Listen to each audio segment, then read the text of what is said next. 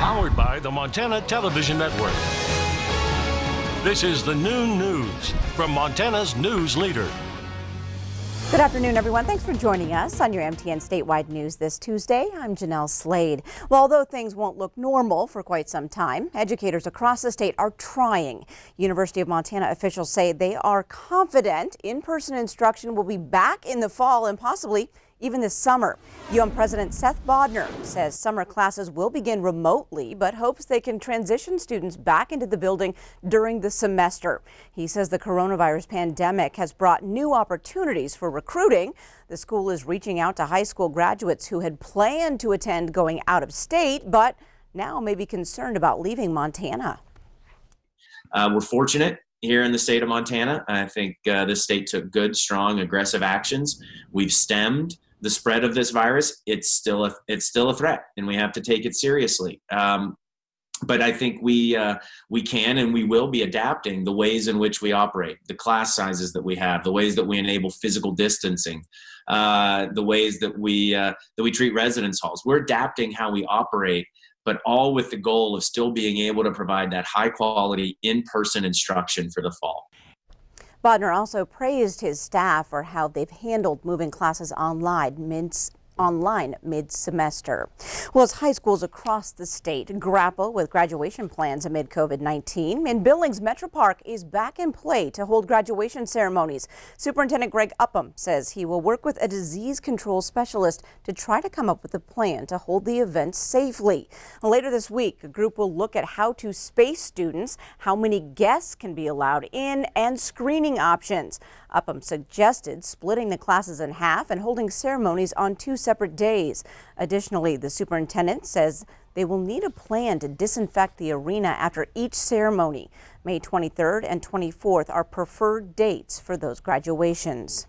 Well, larger school districts across Montana are not the only ones having to decide whether to continue remote learning. 2 of Lewis and Clark County's smallest school districts have also decided to not return to in-person classes this school year. Canyon Creek and Wolf Creek school boards have both voted last week to extend remote learning through the end of the school year.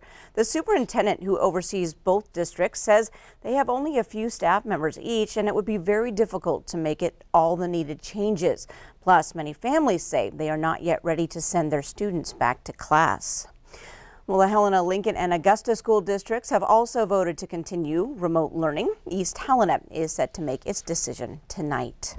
While business and bars have reopened their doors, city businesses have kept theirs closed. City buses, rather, have kept theirs closed in Great Falls. Great Falls bus service closed indefinitely when public gatherings were forced to stop. Great Falls transit buses hold anywhere from 35 to 57 people, which far exceeds the governor's 10-person group limit.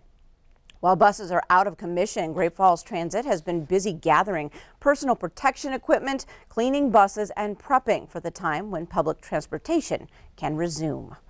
As communities work through this forever changed world, confirmed COVID-19 cases continue to ebb and flow. This afternoon, health authorities report 30 active cases statewide. There are no new confirmed cases. In fact, Montana's confirmed total drops by 1. State health authorities say they have determined that a case thought from Fergus County has not been a Montana resident for nearly a year and does not pose a known risk. In Wyoming, numbers are climbing close to Montana's total cases. 9 new reported cases grew the state's total to 444 yesterday. 405 of those are recovered cases. Wyoming has the least deaths in the nation at 7. A new COVID-19 antibody test is now approved by the FDA. It can tell if people have been infected with the virus and recovered from it. The FDA, Centers for Disease Control and Prevention, and National Institute of Health evaluated the effectiveness of the tests. Other tests are currently available, but public health officials say they are not accurate. Many experts believe accurate antibody testing is key to fighting the COVID-19 pandemic. And with that good news, we turn to Ed McIntosh in the Weather Center with more good news, right? That's right. Yeah. We're going to go from antibodies to heavenly bodies. Nice. We've got a meteor shower that you could be watching this evening, at least in portions of the region. Just have a lot of patience. Now, it's really the prime time was last night, but it looks like there could still be a lot visible tonight. The moonlight's going to cause some problems, but you don't need anything special, just patience. Go out and settle in, look to the dark part of the sky. The bad news is the really best time to look is going to be in the pre-dawn hours, so you really got to wait till the overnight hours. And also for central and western Montana, we're going to start to see the cloud cover increase from around Helena towards the west. We're going to talk about the effect that'll have on tomorrow's weather in a few minutes. All right, thanks so much, Ed. Now, the outlook for the fire season in Montana is good. Experts say snowpack remains above average and a slow melt-off will keep moisture in the mountains and forests. However, the summer is expected to be hot and dry. Those temperatures can change things quickly, and millions of dead trees left over from a devastating 2017 fire season is easy fuel for forest fires. Experts say even with a good outlook, Montanans should remain vigilant and create defensible space around their homes. A Helena man is accused of soliciting sex from an undercover cop posing as a 14-year-old boy.